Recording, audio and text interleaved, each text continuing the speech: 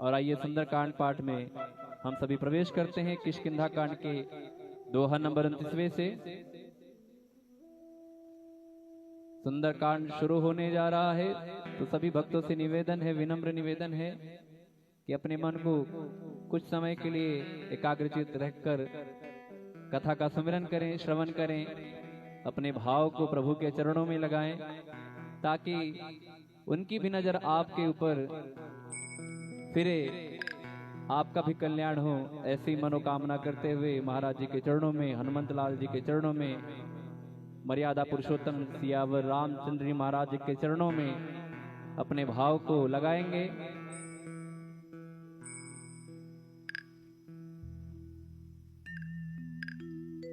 ओम श्री परमात्मने नमः। प्रणवो पवन कुमार खल बन पावक ज्ञान घन, जासु हृदय आगार बसहि राम सर चाप धर। बलि बाधत प्रभु बाढ़ो सो तनु बरनी न जाय, उभय घरे महदीन्हि सात प्रदक्षिण धाय।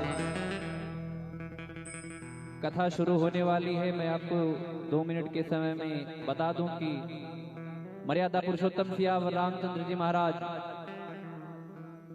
माँ सीता के साथ, लखन भैया के साथ अयोध्या का राजपाट छोड़कर वनवास की तरफ बढ़ते हैं। कुछ समय बीतने के बाद रावण मुनि का वेश धारण करके माँ सीता का हरण कर लेता है। और माँ सीता की खोज के लिए प्रभु श्री राम और लखनलाल आगे बढ़ते हैं। हनुमान जी द्वारा सुग्रीव जी से मित्रता होती है। सुग्रीव जी को बाली का वध करके किष्किंधा का राज सौंपा जाता है मर्यादा पुरुषोत्तम श्री राम जी द्वारा। और सहायता हेतु तो सुग्रीव जी चारों दिशाओं में 4 सेनाएं भेजते हैं और दक्षिणी दिशा की तरफ जो सेना जाती है उसके अगुवाई बाली के बेटे अंगद करते हुए साथ में नल नील जामवंत जी, हनुमान जी महाराज और अनेकों सेना के साथ प्रस्थान करते हैं। और सभी सेना के लोगों को कहा था सुग्रीव जी ने कि कोई भी अगर सीता मैया की खबर लिए बगैर वापस आया तो उसे मृत्यु दंड दूंगा। तो सबके मन में यह था कि करना तो कार्य है, माँ सीता की खोज लाना है, अन्यथा वापस जाना नहीं है। तो दक्षिणी दिशा की तरफ बढ़ते हैं। लोग मिलते जाते हैं प्रभु श्री राम जी के असीम कृपा से।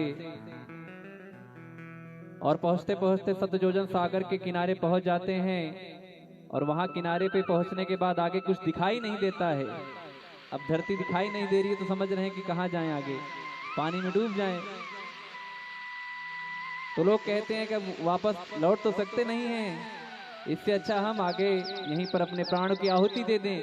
जब ऐसी बात सुनते हैं वानरों की तो संपाति जो एक कंदरा में बैठे हुए, गुफा में बैठे हुए कहते हैं, अरे बंदरो एक एक करके मरना ताकि तुम्हारा भी काम हो और मुझे भी प्रतिदिन आहार मिले।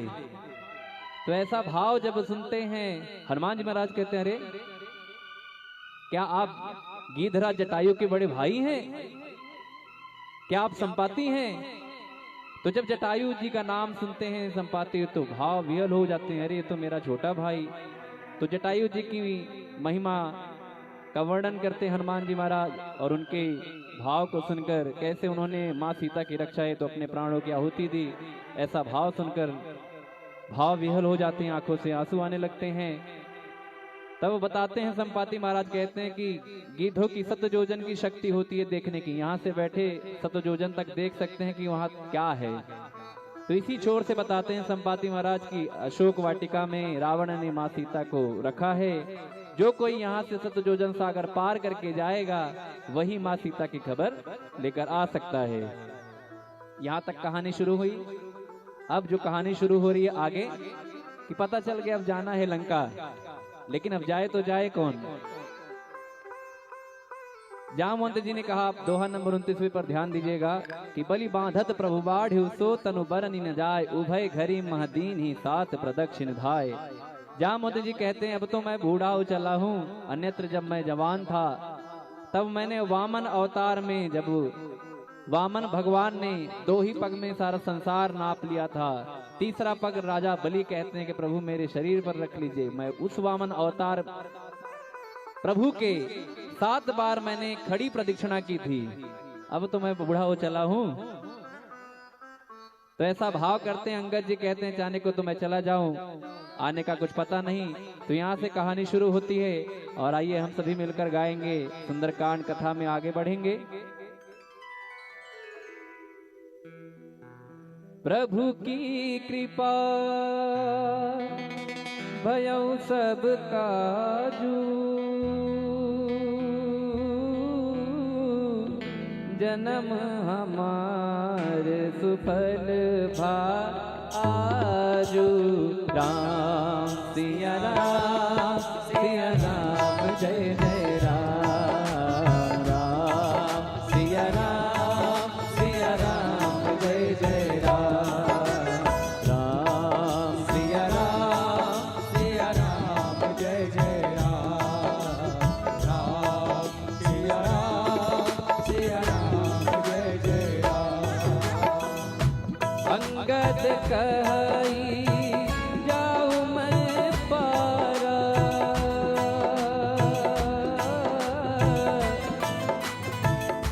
जिय संशय कछु फिरती बारा।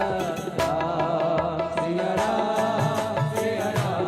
जय जय राम, राम सिया राम जय जय राम। जामवंत कह तुम सब लायक,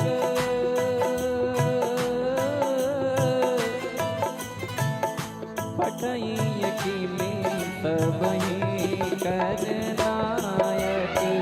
आई रीठ पति सुनो हनुमाना, काटू साधी रहो बलवाना। पवन तनय बल पवन समाना,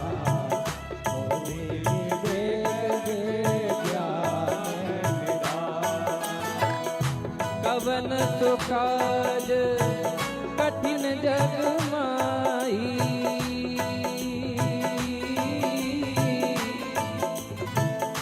जो नहीं होई तात तुम पाई।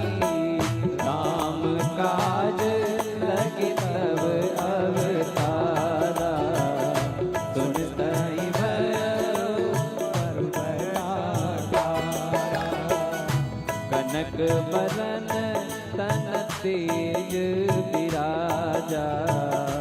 मानव अपर गिरिन कर राजा, सिंहनाद कर बारही बारा। लीलय नायो जल सहित सहाय रावण ही मारी। आनौ इहा त्रिकूट उपाधि, जामवंत मैं पूछऊं कोई। उचित सिखावन इतना करऊं तात तुम जाई। सीतहि देखी कहूं तुझी आई, तब निज भुज पर राजीव नैना। कौतुक लागी संग कपि सेना। प्रभु की कृपा भयउ सब काजू, जन्म हमार सुफल बाजू। प्रभु की कृपा भयउ सब काजू, जन्म हमार सुफल बाजू। कपिसेन संग संघार निश्चर, राम सीता ही आनी है त्रैलोक पावन। सुजय ससुर नारद आदि बखानी, जो सुनत गावत कहत समझत परम पद नर पावई। रघुवीर पद पातोज मधुकर नाथ तुलसी गावई। भव से सज निज रघुनाथ जसु सुनहि जे नर अर नार। दिन कर सकल मनोरथ सिद्धि करई सदा। नीलोत्पल तन श्याम काम कोटि शोभा।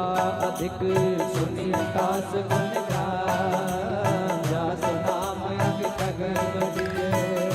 प्रभु की कृपा भयो सब काजू। जन्म हमार सुफल भाग्यु। राम सिया राम जय जय राम। राम सिया राम जय जय राम। आप सभी गाइए।